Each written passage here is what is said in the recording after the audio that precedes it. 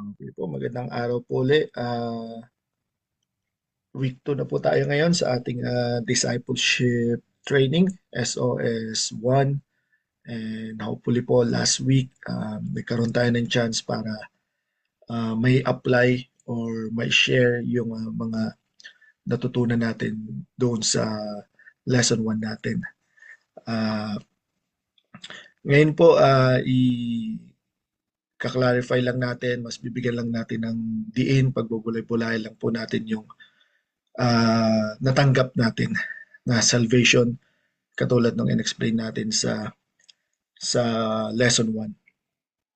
Sabi po, topic po natin sa lesson 2 ngayon ay yung tinatawag na salvation.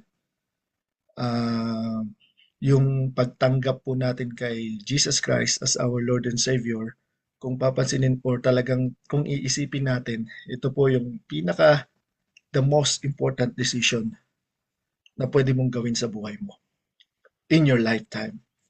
Kasi po ito ay may karugtong na halaga pagdating sa eternity or eternal na buhay. So, talaga pong ito yung bagay na pwede mong dalhin sa kabilang buhay. Kaya po, ganun siya ka-importante decision.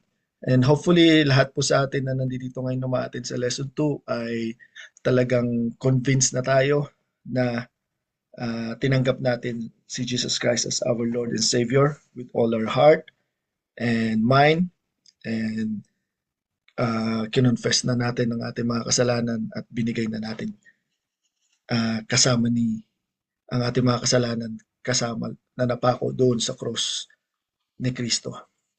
Okay po, so ang keyword po ng lesson na to ay yung tinatawag na relationship. So isulat po natin, relationship.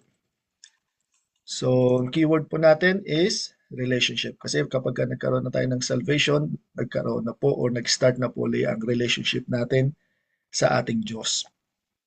So dito po natin malalaman kung ano po ba or mabibigyan tayo ng more clearer explanation kung ano po ba ang ibig sabihin ng pagiging isang born again, and kung ano yung apekto ng salvation natin, kung ano yung apekto noon sa relationship natin kay God the Father. So yung purpose po ng lesson na to is to briefly explain what took place in your life when you received Jesus Christ. So, as your personal Savior, and how that decision has changed your standing with God.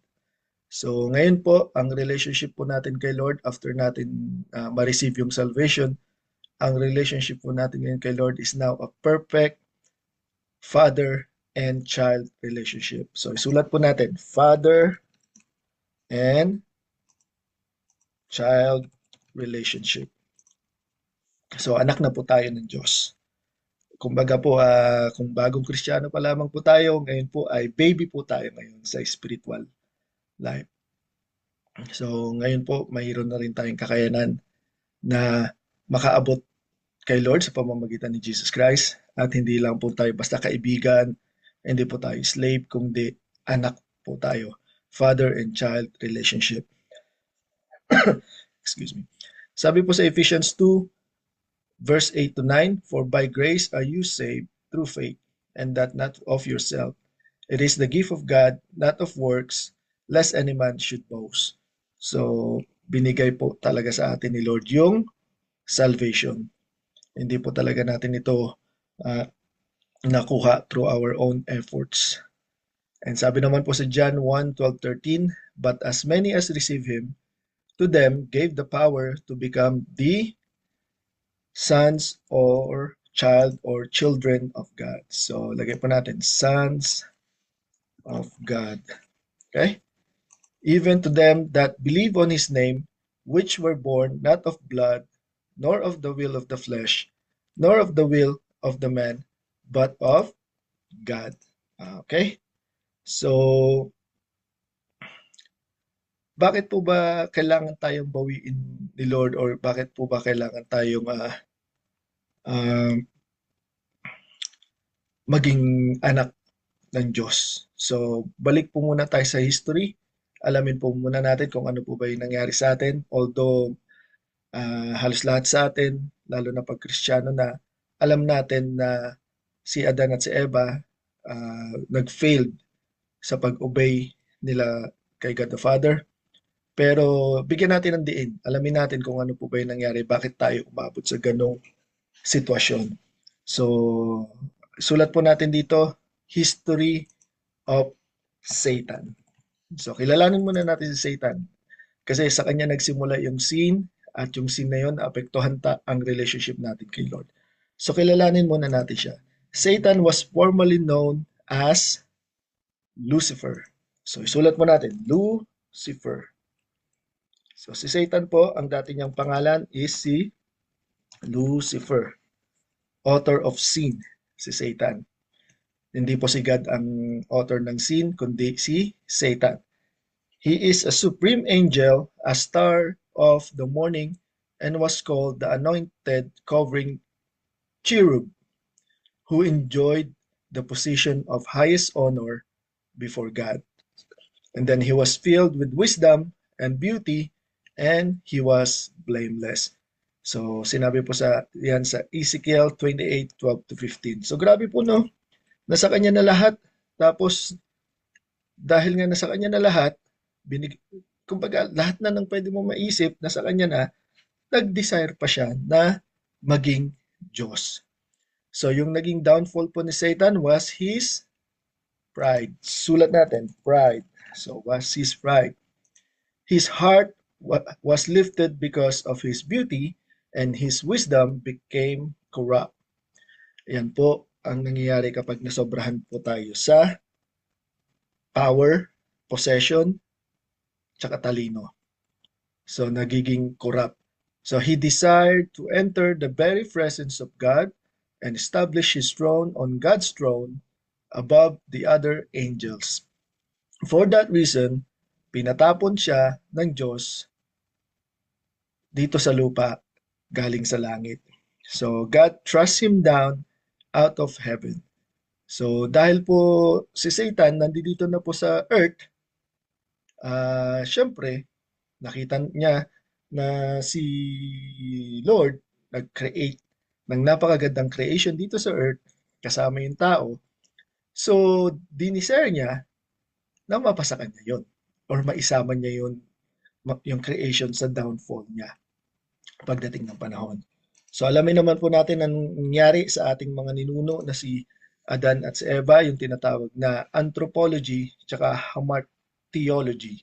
So, meaning fall of men, yung anthropology. So, Adam and Eve were historically people who sinned against God in time and space. So, ito pong history na to ay essential dahil kung hindi po totoo si Adan, wala pong dahilan para kay Jesus na i-redeem tayo sa humanity. So, kung hindi po dinala or nakuha ni Adan or nag-disobey si Adan or na-fall si Adan sa sin, wala pong reason kung bakit kailangan ipadala ni God the Father si Jesus Christ dito para i-redeem tayo. I-redeem ang humanity. So, doon pa lang po kailangan na po nating malaman na umpisa pa lang may plano na ang Diyos sa atin. Excuse me. So, God tested Adam and Eve, alam na po natin yan, regarding their obedience. Sulat po ulit natin, regarding their obedience. So, God tested Adam and Eve regarding their obedience. They were to eat of the fruit from any tree except the tree of knowledge of good and evil.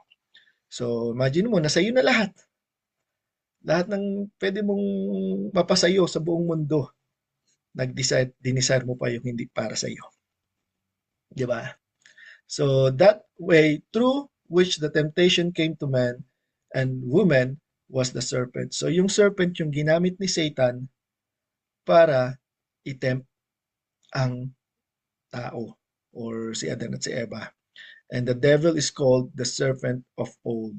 Sinabi po yan or dinescribe po yan sa Revelation 12:9 tsaka sa Revelation 20 and 2. So, yung devil pala, siya pala yung serpent. Kaya po, wag tayong basta-basta maniniwala or maglalagay ng mga snake-snake or mga dragon-dragon sa ating mga bahay. Dahil yan po ang simbolo po niyan.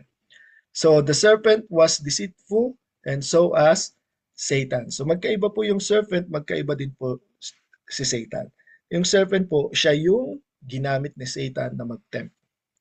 So, sabi dito, si Satan daw nag-raise siya ng doubt. Okay? So, sulat mo natin. Si Satan nag-raise ng doubt concerning God's word. Sinabi po yan sa Genesis 3:1 po, di ba? Na alam na po natin yan, kaya sa physical gathering na lang po natin babasahin yung mga verse for points sa mga awards and rewards na maiipon ng mga groups. Pero po dito, alam na po natin yung storya, kaya po medyo bibilisan natin. Sabi po si Satan nag-raise ng doubt concerning God's word sa Genesis 3:1. Yung sikat na verse or kataga na totoo bang sinabi ng Diyos? Doubt po yun, di ba? And then pangalawa po, si Satan nagsinungaling. So si Satan lied by saying they would not die. Kasi po instantly, after nila kainin yung fruit, namatay po sila. Spiritually, nawala ang presensya nila sa Diyos. So, not physically, yung physically, syempre lumipas pa yung ilang taon at tumanda na sila. Dati po hindi naman sila tumatanda, na sa kanila yung tinatawag na glorified body. Nawala po yun sa kanila. So, instantly namatay. So, and then Satan told a partial truth. So si Satan, aware din siya sa totoo. Alam niya yung truth. He is, ito nga po siya, si Satan, di ba po siya, matalino. He was filled with wisdom. So, alam niya yung totoo pagdating sa nature or sa pagiging Diyos ng Diyos. Pero ang sinabi niya lang, told a partial truth. Di ba? Kaya mag-iingat din po tayo sa mga ganyan po na may alam, pero hindi po buo yung talagang naibibigay sa atin. So si Satan po ganun din po sa Genesis 3:5. So sabi po dyan, dahil dyan na deceit or na tempt ni serpent ni Satan through the serpent ang tao. At dahil dyan nagkaroon ng kasalanan. And then nung nabuking na sila ni Lord, dahil hinanap na sila ni Lord, ibig sabihin wala na sila sa presensya ng Diyos. Nagtago na sila, nawala na sila yung presensya nila kay Lord. So doon pa lang, alam na ng Diyos na kinain na nila yung pinagbabawal na prutas. So dahil dyan, nagkaroon ng tinatawag na judgment. Yun yung naging resulta ng kasalanan. So yung judgment of the women. So makikita natin yan sa Genesis 3:16, judgment sa women, na ang desire daw ng women ay it may mean sexual desire or desire for the security of the husband's authority or desire to rule over the husband. So yan po yung naibigay ng judgment sa women. Ngayon may desire na sila ng, siyempre nakikita na natin ngayon yan, yung sexual desire, malaking problema yan sa mga pagan nung ancient time. Hanggang ngayon po,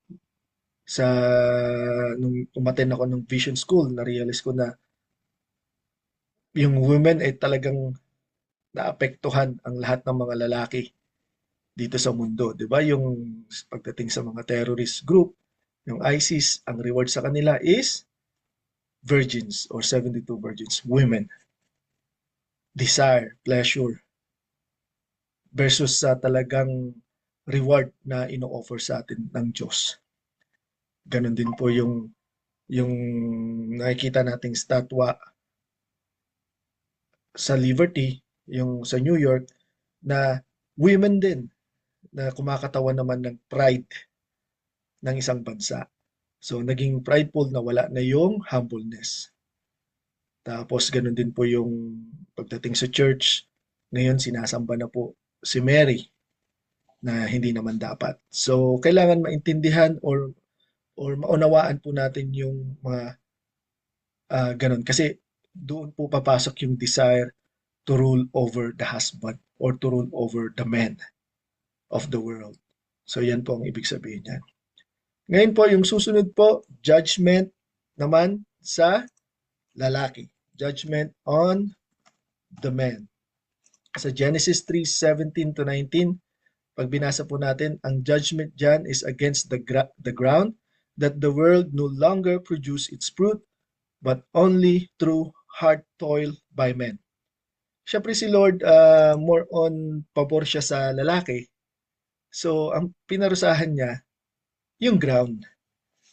Yung dating ground na nagpo-produce ng napakagandang mga garden or halaman or kung ano man yung mga the best na maisip natin na pwedeng i-produce ng ground noon, nawala na po yun ngayon. So kung gaano natin nakikita yung mundo natin ngayon, so yung mga magagandang tanawin, magagandang forest, magandang bulaklak, wala pa yan sa kung ano talaga yung itsura noon. Kasi yung ground na yan, naparusahan pa yung ground na yan dahil sa lalaki. So kung gaano kaganda yung nakikita natin ngayon ng mga tanawin, i-godly level mo yan sa panahon ng Garden of Eden. Kasi yung ganda na yan na yung version na naparusahan na yung ground na nakikita natin. So, hindi naman talaga ginudge yung man, ang ginudge yung ground na maghihirap na yung lalaki pag tanim siya dito or ang parusa sa kanya is mahirap na siya magtrabaho sa ground. So, pangatlo po, judgment on creation. So, si Adan at si Eva lang ang sumuway, pero pati lahat ng creation naapektuhan. Pati yung ground, yung mga hayop, yung planeta, di ba po? So, animals and plants would be affected by the sin. Animals would become wild and ferocious. Plant life would produce weeds to hinder productivity. So, ngayon po yung mga wild animals, hindi naman po sila wild noon. Kaya silang pangalanan ni Adan noong panahon na yun. Mapapansin po natin medyo kinontrol ulit ni Lord yung animals sa panahon ni Noah nung kusa silang pumasok sa ark. So, temporarily. Pero binalik din sa pagiging wild yung iba. So, yun yung naging parusa. Nagkaroon na ng survival. Nagkaroon na ng huntingan. Wild na yung mga animals. Tapos yung mga halaman naman, nagkaroon na ng mga hindi dapat na nandoon yung mga weeds. Diba? So hanggang ngayon, pati yung weeds na yan, nilagay pa yan sa katawan ng tao. Naging addiction pa, di ba? So talagang na-judge din yung creation. So pangapat po, judgment on human race. So buong human race, so hindi lang si Adan at si Eva ang naparusahan, kundi buong human race. Sinabi po yan sa Romans 5:12. The result of man's sin was passed on to the entire human race. All authority now became subject to death. Kaya po pala tayo namamatay. Kaya po pala may mga kilala tayong namamatay. At kaya pala accepted natin sa sarili natin na pagdating ng panahon, mamamatay tayo. That is the judgment of God. The result of sin. So, yun po yun. So, naintindihan na po natin kung sino si Satan, kung ano yung dinala niya sa atin, tinukso niya tayo. So, ngayon, intindihin naman po natin kung ano yung tinatawag na sin. Ayaw to ni Lord. Ikaw, na taong makasalanan, mahal ka ng Diyos. Pero yung kasalanang nakabalot sa iyo or nasa sa iyo, ayaw niya yun. Kasi hindi niya yun creation. Hindi siya ang author nun. Ang author nun si Satan. Okay, so sin is a transgression of the law of God. Sa Greek word, ang tawag po dito ay parabasis, meaning overstepping or pinapangunahan mo si Lord. Ayan po yung mga supporting verses. Pwede nyo pong i-post ito pong video natin para basahin po yung mga verses na yan kapag gusto nyo pong mas lalo pa pong maintindihan. Pero katulad po ng sabi ko sa physical gatherings natin, sa physical na pag-aaralan natin to, babasahin po natin lahat ng yan. Kaya po I recommend na pag may chance po tayo, attend po tayo ng physical session. Okay po, so ulitin ko, sins is a transgression of the law of God. Overstepping, ibig sabihin, pinangunahan na natin yung Diyos or yung batas ng Diyos. Pangalawa po, sin is a failure to conform. Failure to conform to the standard of God. Sulat po natin, conform, meaning pagsunod or sumunod. Hindi tayo nakakasunod sa standard ng Diyos. Diyan naman po papasok yung hamartiology, yung sin. Okay? So, sa Greek word, hamartia, meaning miss the mark. Yung talagang hindi natin natatamaan. Hindi po natin alam kung talagang ano ba yung standard ng Diyos. Wala na po, nawala na sa atin. So, every departure from the way of righteousness. So, lahat na po. Yung katawan natin naging sinful nature na po. So, lahat ito, ang katawan natin, nire-reject nito yung lahat ng godly standard, lahat ng patungkol kay Lord. Kaya mapapansin natin, pagbago pa lamang tayong Kristiyano, kailangan na natin ngayon, pag pinipili tayo mag-church, ayaw natin. Kasi sinful nature. Ayaw na ng katawan natin yung lahat ng bagay patungkol sa Diyos.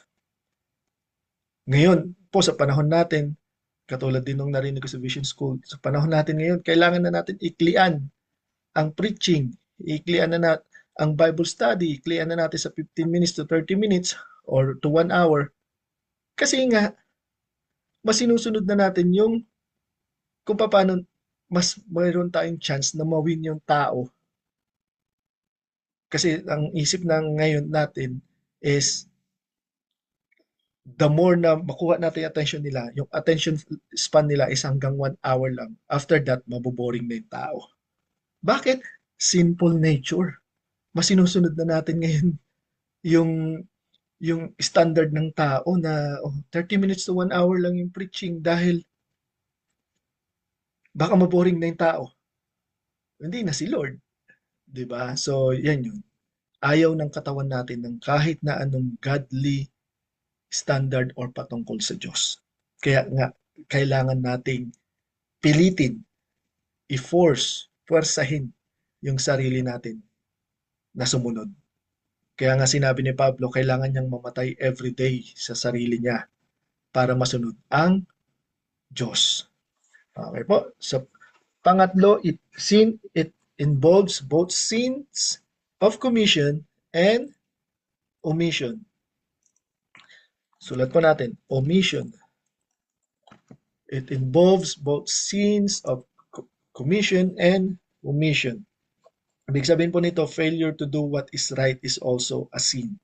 So, yung hindi ka nga nagkakasala, pero hindi mo naman binigyan ng chance na gawin yung tama. Alam mo yung tama, di mo ginawa. Sin din yun. Sin din po yun sa mata ng Diyos. It involves both sins of commission and omission. Failure to do what is right is also a sin. Sinabi po yan sa Romans 14:23. Okay? So, pang-apat po, sin is a principle. Sulat po natin. Sin is a principle within Amen. So, ano pong gusto mong sundin? Yung sarili mong will o yung will ni Lord? Kasi yung will mo po, halos 100% niyan is your principle, yung sarili mong prinsipyo. So, sin is yung prinsipyo na nasasayo sa loob mo. So, the power that deceives men and leads them to destruction. So, sinong gusto mong sundin? Yung prinsipyo mo, yung will mo, o yung will ni Lord? Okay po, sinabi po yan sa Hebrew 3:13. Susunod po, sin is rebellion. Sulat po natin. Sin is rebellion against God. Rebellion po pala kapag nasa kasalanan pa tayo against God. So wala nang lusot. Lahat po covered ng sin sa buhay natin. Di ba po? So it is a rebellion against God. Sa Greek word po, ang tawag dyan is anomia, meaning lawlessness. Kaya minsan po may mga mababasa tayong mga verses na patungkol sa lawlessness. Ibig sabihin, under kasi tayo. Nagre-rebelde kasi ang tao sa Diyos na wala na yung presensya ni Lord sa atin. Ibig sabihin, hindi na tayo, without law na tayo or restraint. Wala na tayong, hindi na tayo natatakot kay Lord or sa kung anong pwede niyang gawin sa atin. So yan po yung mga supporting verses, 1 John 3:4, Titus 2:14, and Matthew 24:12. So, sin din daw po is wrongful acts towards God and men. The ungodliness and unrighteousness of men, sinabi po sa Romans 1:18, ungodliness refers to man's failure to obey God and keep His commandments. So yun po pala yung ungodliness. Yung nag-fail kang makasunod kay Lord and keep His commandments. So kung nagdi-desire kang sumunod kay Lord, alamin mo muna yung tamang paraan. Hindi yung sa birthday mo lang ikaw nagsisimba or pag Sunday lang. Sabi po dito, unrighteousness is seen as a man's failure to live righteously toward his fellow men. So, yung mapapansin po natin yan, lalo na po sa panahon natin yan, wala na pong peace. Diba? Yung peace po ng mundo ay yung tinatawag na yung kapag walang gulo versus po sa peace na ino-offer ng Diyos, yung shalom, shalom, yung talagang peace na kahit nasa gitna ka ng gulo, hindi ka nagwo-worry or may kapayapaan ka. Yun po ang peace. Hindi na po natin kayang mabuhay ng righteous sa ating mga kapwa. So, original sins, ang ibig sabihin po nito ay yung sinful nature po natin. Ito yung namana natin sa ating ninunong si Adan at si Eva. So, corrupt, yung blank po dyan, ang isulat po natin is corruption. Corruption of our whole nature. Yan po yung original sin, yung sinful nature natin. Na-corrupt na po kasi tayo. So, sabi po dyan, nagkuha daw po natin to kay Adan, hanggang sa presence in the life of every individual from birth, and it is the inward root of all the actual sins that defile the life of men. So, ito yung sinful nature. So, every part of man is affected po sa intellect. Yan po yung supporting verses. So, sa conscience, yan din po yung supporting verses. Sa ating mga will or freedom, yan din po yung supporting verses. Yung puso po natin, corrupted na rin, yan din po yung supporting verses. And yung talagang totoong kabuuang pagkatao natin, yan po yung supporting verses. So, wala pong hindi sakop ng sin sa buhay natin at sa mundo natin. Lahat sakop ng kasalanan. Kaya dyan pa lang po maintindihan na natin na kailangan natin ng Savior. So hangga't di po natin yan ina-accept na hindi naman ako masyadong masamang tao eh. Okay. Pero ayan po, So ikaw lang siguro hindi masamang tao kung yan ang paniniwala mo, di ba? Pero ang Diyos, ito yung sinasabi niya. Sakop yung buong pagkatao mo, inward and outward. Okay, so dahil dyan po, namana natin yung sin sa ating ninunong si Adan at si Eva. So dahil dyan po, mayroon po tayong dalawang spiritual families na nandito ngayon active sa mundo. Yung una po yung tinatawag na Satan's family. Okay? Si Satan po yung pamilya, bilong ka po kay Satan, ang ibig sabihin niyan. Under ka sa Satan's family. So, every person in the world is born into Satan's family. Sinabi po yan sa John 8, 31 to 44 and 1 John 3:10. Paano po tayo napapasama po sa pamilyang Satan? Kapag pinanganak po tayo physically dito sa mundo. So, lahat po tayo yan. Dahil pinanganak po tayo nagkaroon po tayo ng physical birth by our earthly father. Diba? So, ibig sabihin, namana na. Hanggat pinanganak ka dito sa mundo, through physical birth, kasama ka dyan sa Satan's family. So, who is ultimately a descendant of Adam?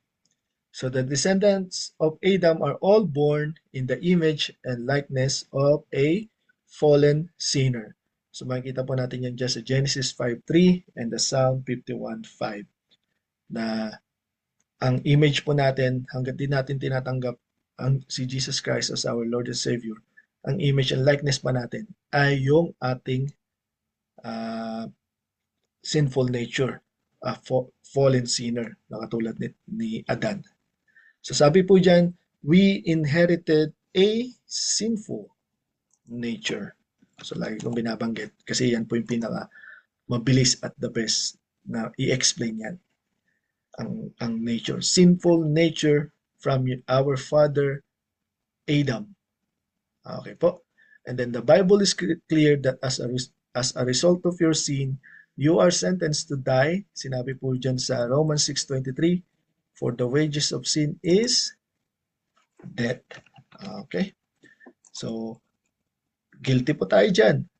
Pinanganak tayo physically, tumatanda po tayo, nangihina po tayo, ibig sabihin nasa atin yung sinful nature, nagkakaroon po tayo ng kasalanan, nagsisinungaling po tayo, nineglect natin at wala tayong pakialam sa batas at standard ng Diyos, doon pa lang sa atin yung sinful nature. Tapos alam natin na one day, mamamatay tayo. Bakit? Nakikita natin yung mga kamag-anak natin, yung mga tao na namamatay. So under tayo dyan, sa sinful. So under yan sa Satan's family. So, ngayon po ang tanong, paano tayo magkakaroon ng chance para makapunta sa piling ng Diyos or sa ino-offer na regalo ng Diyos? So, ito po yung solution. May solution po dyan. Kung may problema, syempre ang Diyos natin is God of love, ginawan din niya ng solution. So, ito po yung solution. Jesus said unto them, or unto him, I am the way, the truth, and the life. No man cometh unto the Father but by me. Okay? So, sinabi po yan sa John 14:6. So, ang sarap, ang ganda. Kasi may paraan, may daan para makaabot kay God the Father. Sino daw po? Through Jesus Christ. Okay? So, yung ibang religion po, hindi nila kayang i-claim ito na sila yung daan sa kabilang buhay o sa eternal life. O yung ibang paniniwala po, wala po. Kaya nga ang panlaban na lang nila ang unfair daw ng Christianity. Kasi sinasabi daw ng Christianity na sila lang or tayo lang daw ang daan papunta sa Diyos.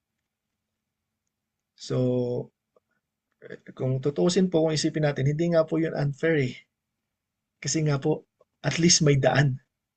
Kaysa nung panahon ni Noah, walang daan eh. Wala pa po si Jesus nun eh. Wala pa rin po yung Bible nun. So at least ngayon po may daan na. Nasa sa kanila na lang o nasa sa atin na lang kung doon tayo dadaan. Okay po, so isa-isahin po natin. Jesus is, sulat natin, the way. Jesus is the way. So the Bible says mankind will die in their sins if they are not saved from the punishment that they deserve through the shed blood of Jesus Christ. Jesus became the way to your salvation by dying in your place on the cross, being buried for 3 days and 3 nights, and rising again in victory over sin and death. Yan po yung tinatawag na substitution. Yung instead na ikaw yung mamatay, si Jesus na lang yung mamatay at siya yung naging bridge between you and God. Kaya ngayon, kaya mo nang pumunta sa piling ng Diyos. Mababasa po natin sa 1 Corinthians 15:1-4 and Colossians 1:12-14. So pangalawa naman po, Jesus is the truth. Siyempre, paano ka makakadaan dun sa the way kung hindi mo alam yung totoo? So, si Jesus din po yung totoo. Aralin mo yung buhay or yung turo o yung gospel ni Jesus, yung ministry niya, then malalaman mo yung totoo. So the Bible says that mankind rejects the truth. Katulad po na sabi ko kanina, ayaw natin ng kahit na anong patungkol kay Lord. Ayaw ng katawan natin yan. Kaya kailangan will of God. Talagang peparasain natin yung katawan natin kahit nanghihina o tinatamad o lobat tayo pagdating sa Diyos. May mga time pa nga po na talagang tinatamad tayo mag-church, tinatamad tayo mag-attend ng mga ministry, Bible study. Ayan po yan, nire-reject ng katawan mo. Akala mo lang tinatamad ka. Pero hindi. Yung katawan mo kasi ayaw ng kahit na anong godly standard. Ang tawag po dyan, sinasanctified po tayo. So, kailangan natin labanan yan para masanctify tayo. At yung sanctification po, ang tinatagal po niyan is throughout our life hanggat buhay tayo dito sa mundo at kailangan po sinasanctify tayo. Ginagawa tayong saint. Okay po. So the Bible says that mankind rejects the truth of who God is by choosing to worship themselves and creation. Sipin mo yun, sasambahin mo yung hayop, create yan ng mas mababa sa iyo. Sasambahin mo yung gold, yung kahoy na hinugisan. Bakit po? Kasi ang tao, kung ano yung nakikita nila, yun yung paniniwalaan nila. So hanggat meron silang nakikitang image, papaniwalaan nilang yun yung nagbibigay ng prosperity, nagbibigay ng blessings, nagbibigay ng yun na yung Diyos nila. Kasi nakikita nila, may image. Versus kasi sa Diyos natin na hindi naman talaga natin nakikita, pero nararamdaman naman natin. Pero nakikilala natin through the Bible and Scripture and Jesus Christ. At kinakausap tayo. Yung mga ginuhit-guhit nilang images, yung mga hayop-hayop nila, hindi naman nakagawa ng paraan yun para kausapin sila eh. Tayo nakakausap tayo ng Diyos sa pamamagitan ng Scripture. Minsan na ramdam natin kahit walang Scripture. Basta nagre-rema sa atin or nagko-convict sa atin, ramdam na ramdam natin na kinakausap tayo ng Diyos. Minsan through the pastors, through the leaders na tumatayo, tuturo, ramdam na ramdam mo kinakausap ka ng Diyos. Yung mga iba't ibang Diyos, gods and goddesses, hindi nila kayang gawin yun. Pero bakit mas maraming taong nandoon? Sinful nature po ang tawag doon ng katawan ng tao. Ayaw kasi natin ng bagay na hindi natin nakikita. Hindi natin pinapaniwalaan ng bagay na hindi natin nakikita kahit ramdam na ramdam naman natin. So, kailangan nakikita. Mali po yun. Ang dami pong nabaliw dyan throughout history sa mga Diyos-Diyosan. So, hopefully po hindi po tayo pasama sa ganun. So sabi po dyan, Jesus is the truth they are seeking and mankind needs to worship Him as the one true God. Sinabi po sa Romans 1:20-25 and 1 John 5:20. So Jesus is the truth. Gusto mo malaman yung totoo? Read the Bible. Learn Jesus. Magpa-disciple ka. Diba? Baka mamaya, ang sinasampo or ang gods and goddesses mo na yung cellphone mo. 'Di ba? So, ayan po 'yan. Napaka-importante po na alam natin yung truth para alam natin kung nasaan yung way. Kung ano bang way na dadaanan natin dahil hindi lang po 'yan isang way, meron niyang mas mas malawak na daan na maraming dumadaan doon. Baka mamaya akala natin yun yung truth. Hindi po. Kailangan alamin muna natin. Kilalanin muna natin yung truth ni Jesus. And Jesus is the light. Siya ang nagbibigay buhay. Bound to death ka na eh. After you die, judgment. And kapag wala si Jesus sa buhay mo, you're going straight to hell. So you are talagang ang iksi lang ng buhay mo dito sa earth. Tapos parang consider na rin yun na patay na pag wala, pag hindi mo kilala ang Diyos sa buhay mo dito sa mundo. Pero nung nakilala mo si Jesus, nabigyan ka ng panibagong buhay. Diba? So, all mankind is born into sin and they are condemned to be separated from God in an eternal death in the lake of fire. Yung pinag-usapan po natin dun sa lesson 1. They need the eternal life that is found in Jesus Christ. Okay? Sumunod ka man o hindi, sambahin mo man o hindi si Jesus, meron kang eternal life or eternal death. Mangyayari yan. Nasa sayo lang kung anong gusto mong piliin. Pero pag sinunod mo yung will mo, hindi ang will ng Diyos, doon ka sa eternal death. So yan lang po yan. Ngayon, kapag dahil po tayo, lahat po tayo ay tumanggap na kay Lord with all our heart and mind, at kinonfess na po natin at nirepent na po natin ng mga kasalanan natin. Ngayon, belong na tayo sa tinatawag na God's family. Ayan po yung pangalawang family, God's family. So, paano po tayo makakapasok po dito katulad nung tinanong ni Nicodemus si Jesus doon sa John, 'di ba? Yung paborito nating verse John 3:16. Yung sinagot siya ni Jesus. So, yun din po yung sagot para makapasok sa God's family. So, you enter God's family through a spiritual birth. So, kailangan mo palang ipanganak spiritual. Okay po. So, pumapasok ka sa pamilya ng Diyos through spiritual birth by your heavenly Father.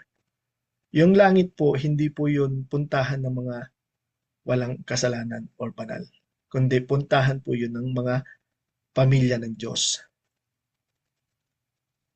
Katulad po ng pinako sa tabi ni Jesus Christ. For sure, masama yun buong buhay niya. Pero dahil naging pamilya siya ni Jesus, ng Diyos, nung time din na mismong pinako sila, nandoon siya ngayon sa paradise. So hindi po ang langit ay compilation or collection ng mga matitinong tao, kundi po ano po yun, lugar ng mga taong may relationship sa Diyos or lugar ng mga taong pamilya ng Diyos, kilala ng Diyos versus kilala mo ang Diyos. Hindi mahalaga kung kilala mo ang Diyos. Ang mahalaga kung kilala ka ng Diyos, kung pamilya ka ng Diyos. 'Di ba? So, kailangan mo munang ma-born again through spiritual birth para matawag kang child of God. Okay? So, by trusting Jesus Christ as your Savior, you become a son of God through spiritual birth. This is what the term born again means. 'Di ba? So, kailangan may relationship ka kay Jesus Christ. Tinanggap mo siya as your Lord and Savior and then born again ka. So, hindi siya physical birth, spiritual birth siya, which means a relationship or experience yung tinatawag na born again. Hindi religion, kundi relationship experience. Sinabi yan sa John 3:3-7 and 1 Peter 1:23. So this new birth is described for us in John 1:12-13.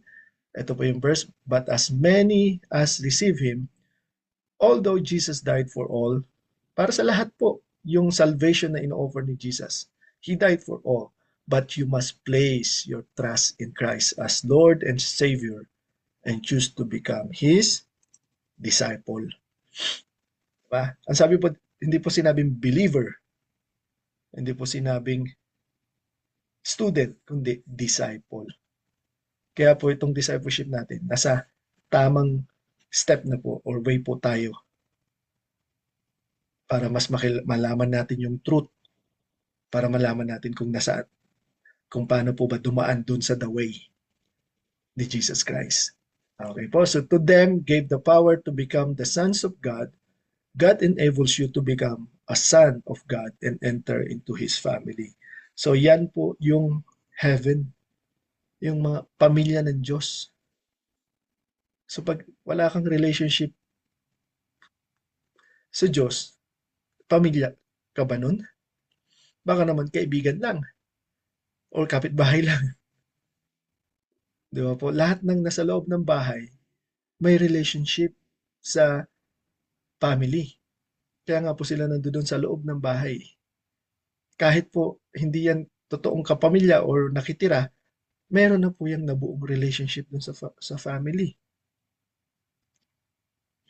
Ayan po ibig sabihin yan. So even to them that believe on His name, you must believe by grace through faith that Jesus paid for your sin by shedding His blood in death and that He rose again in victory. The gospel po yan. Yan yung gospel. Shortcut. Which were born not of blood, nor of the will of the flesh, nor of the will of man. You do not enter into God's family through a physical birth or by blood, through your effort or your will, or because someone else wants it for you, or yung dahil napasunod ka lang, napasama ka sa mga tropa mo, or napasunod ka ni pastor, hindi po, hindi yun yung pagpasok sa pamilya ng Diyos, but of God, spiritual. Your entrance into God's family is through a spiritual birth. Spiritual. So kahit ilang libong beses ka nang nag-sinner's prayer, kung hindi ka talaga pinanganak spiritual, wala po. Hindi ka kasama. Kaya ito pa lang, dito pa lang dapat alamin mo na kung kasama ka ba talaga. Dapat alam mo. Paano mo malalaman? Pag may relationship ka kay Lord. Kilala mo yung tatay mo, kilala mo yung kuya mo, doon mo malalaman. Okay po. So sabi dito, God becomes your, sulat po natin dyan, Heavenly Father. God becomes your Heavenly Father. Okay? So ibahin natin para hindi malito. Heavenly Father. Uh, ay, Heavenly Father when you are adopted into His family. Sa ngayon po medyo negative yung word na adopted sa panahon natin. Pero noong ancient time, pag sinabi pong adopted ka sa pamilya ng isang family, lahat ng karapatan ng isang tunay na anak nasa sayo din. Ngayon po kasi parang naging negative dahil sa mga napapanood natin sa TV, laging inaapi yung mga ampon. Pero hindi po. Sa Diyos, pag adopted ka, kung ano yung karapatan ng isang tunay na anak, meron ka din. So kung ano yung karapatan ni Jesus Christ kay God the Father, nasa sayo din. Binigay din niya sa'yo. He adopted you. Diba? So sinabi po yan sa Romans 8:15. Okay? So after your salvation, God will no longer deal with you as a sinner, but as His child. So huwag ka na mag-alala. Kung nakagawa ka ng pagkakamali, balik ka lang kay Lord. Sorry ka lang. There's no condemnation, only conviction. Okay? So 1 John 2:1, Ephesians 5:1, yan po yung sinabi. So our relationship with God is now a perfect father and child relationship. So naintindihan na po natin na ang si God the Father pala ang gusto niya talaga sa atin ay relasyon. Father and child. Gustong pumunta sa langit, kilalanin mo yung spiritual father mo. Or si God the Father. Unlike many earthly fathers, God never makes mistakes when He deals with His children. Sinabi po yan sa Matthew 7:11. So ano pong susunod na step natin? Nung nagkaroon na tayo ng or natanggap na natin si Jesus Christ as our Lord and Savior, child of God na po tayo, ano na pong susunod na step? Or ano na pong susunod na mangyayari po sa atin? Meron na po tayo ngayon tinatawag na Holy Ghost or Holy Spirit. Nasa atin na po yan. Ibibigay po sa atin yan bilang ating uh, bilang ating comforter, taga-training sa atin, taga-sanctify sa atin, taga taga push sa atin para bumalik ng bumalik kay Lord o tiga-convict. So meron na po tayong tinatawag na Holy Spirit dwelling inside of us. So dapat nararamdaman na natin yan. Kung dating umiinom ka o lasinggero ka, pag umiinom ka ng alak, wala kang naririnig sa'yo, sa isipan mo, ngayon meron na yan. Holy Spirit po yan. Hindi po yan konsensya. So sabi po, lagi po nating sundin ang conviction ng Holy Spirit kasi mas alam niya yung uh, law at batas ng Diyos. Hindi yan ikaw. Diyos yan na nasa sayo. May Diyos na nasa sayo. Isipin mo yun, templo ka na ng Diyos pag naging anak ka niya. Yan ang ibig sabihin na you are the temple of God. Kasi ang Espiritu niya nasa sayo na. Diba? So know ye not that ye are the temple of God and that the Spirit of God dwelleth in you? 1 Corinthians 3:16. So ngayon, tuwing may gagawin tayo na taliwas sa standard ng Diyos, nandiyan na ngayon yung Holy Spirit. Patunay na belong ka kay Lord. Aayusin ka niya, ikukonvict ka niya. Ngayon yung mga bagay na hindi pa natin alam, hindi natin aware na nasa standard din pala ni Lord, tuturuan naman tayo ngayon ng Holy Spirit na maintindihan na nasa standard ni Lord yan. Yung porkit wala kang pakialam sa nangyayari sa paligid mo, hindi ibig sabihin hindi ka na nagkakasala. Or pag hindi ka nagsiserve kay Lord, hindi ka nagsiserve sa tao. Ibig sabihin, hindi ka na nagkakasala. Yun ang utos niya. Diba? So, pipilitin ka, kukulitin ka ng Holy Ghost or ng Holy Spirit para maintindihan mo yung truth. Yan ang ibig sabihin yan. So, you are now a new creature. You are now a new creature in Christ. Sarap. Sarap niyan. New creature in Christ. Para kang may another na ikaw na nandoon sa spiritual realm na ngayon kailangan mong alagaan ng tama. New beginning. New life. At itong life na to, kasama, ito ikaw, for eternity. For eternally. Diba? Sabi po dyan, therefore, if any man be in Christ, he is a new creature. All things are passed away. Behold, all things are become new. So 2 Corinthians 5:17. And dahil po dyan, you now possess eternal life. Wow. May eternal life na po tayo. Wow. So hindi mo pala kailangan mabuhay throughout your life para ma-deserve mo yung eternal life. Hindi. Pagkatanggap mo kay Jesus Christ, meron ka ng eternal life kasi nasa iyo yung Holy Ghost eh. Sa iyo yung Holy Spirit eh. Yan yung katunayan na kapag namatay ka, may ticket ka papunta sa langit. Holy Spirit. May eternal life ka na eh. Sabi dyan po, it is yours right now. You are not waiting to receive it sometime in the future. Nasa sayo na. The verses below mention your current spiritual life in the present tense, hindi po future tense.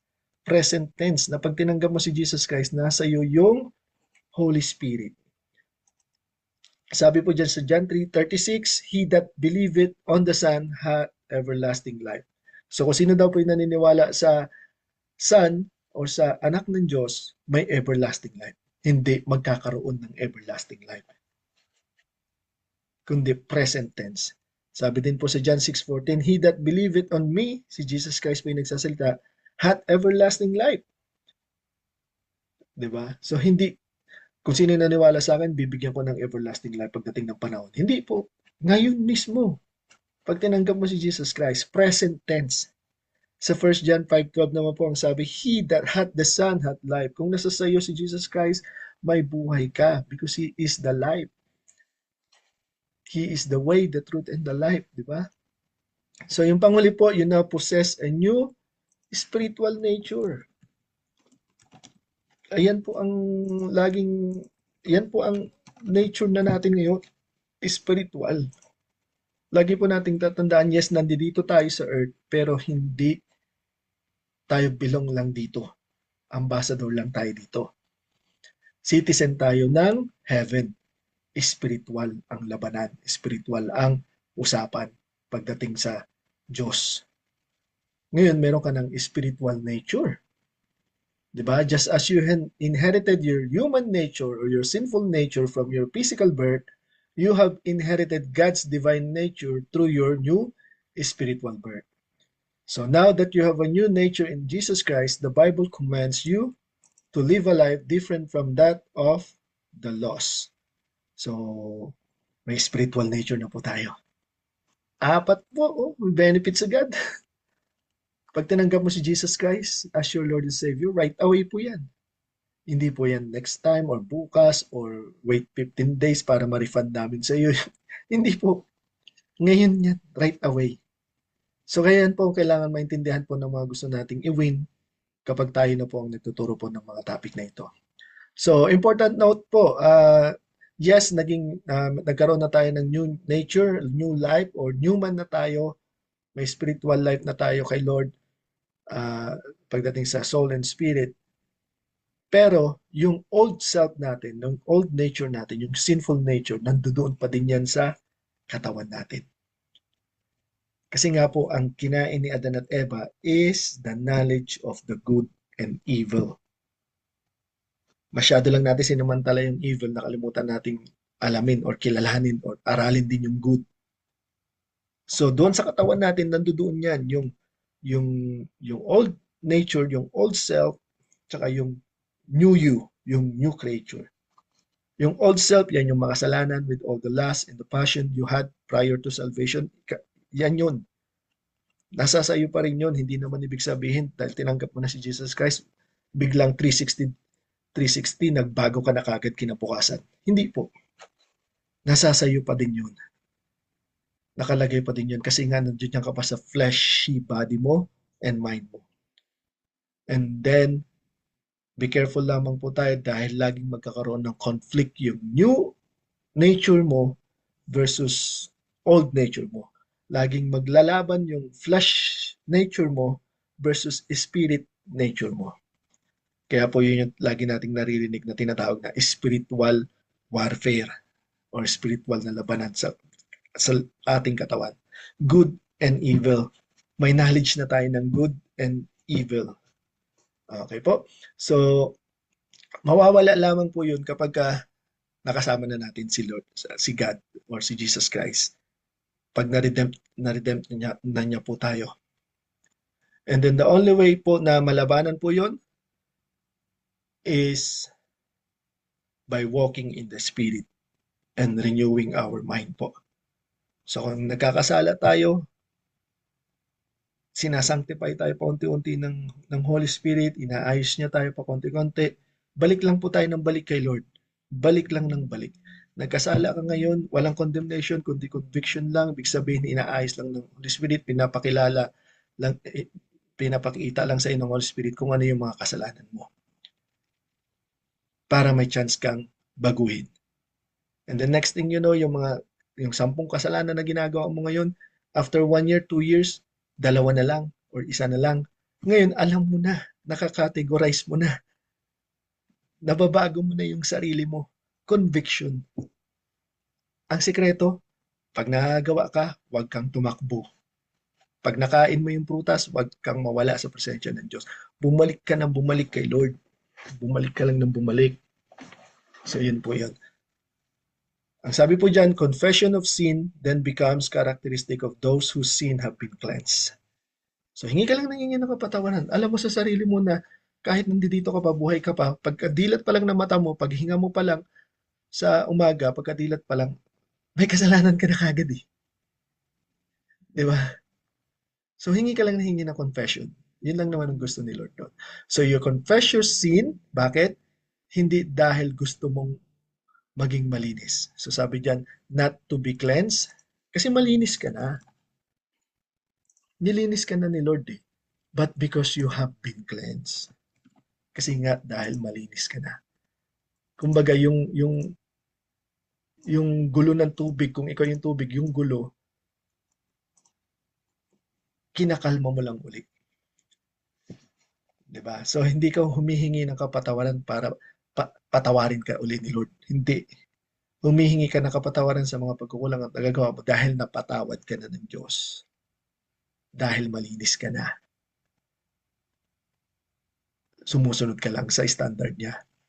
Okay po, so itong question and discussion, para po ito sa physical session. Ito po yung mga tanong na pwedeng na pag-uusapan po pag dinivide po natin yung mga grupo. Pero sa online discussion po, siguro po kapag sinend nyo sa akin itong lesson 2 na may mga sagot, katunayan na pinanood nyo po itong video na to dahil nasagot nyo po, bigyan nyo na lang din po ako ng konting explanation. Mamili na lang po kayo ng 2 o 3 questions dito sa question and discussion. Tapos sagutin nyo po at isend nyo po sa akin para malaman ko din po uh, kung ano yung mga pananaw ninyo pagdating or mga sagot ninyo po pagdating dito po sa mga questions and discussion. Pero po, like I said, para po makamove on tayo sa lesson 3, kailangan po munang isend nyo sa akin yung picture ng module nyo po na nakuha nyo po or nakita nyo po yung mga or napanood nyo po ito yung video sa pamamagitan po ng pagsagot po dito sa mga blank ah, na kailangan sagutan. Katunayan po na natapos ninyo yung video dahil nasagot nyo po. So yun lamang po, kita-kits po tayo sa susunod na lesson, lesson 3. And hopefully po marami tayong natutunan ngayon na galing kay Lord. And mag-closing prayer po tayo. Pero kayo na lamang po yun. Pwede nyo pong stop ito at humingi po, magdasal po kayo kay Lord. Yun lamang po. And God bless. Magandang araw po ulit. Goodbye.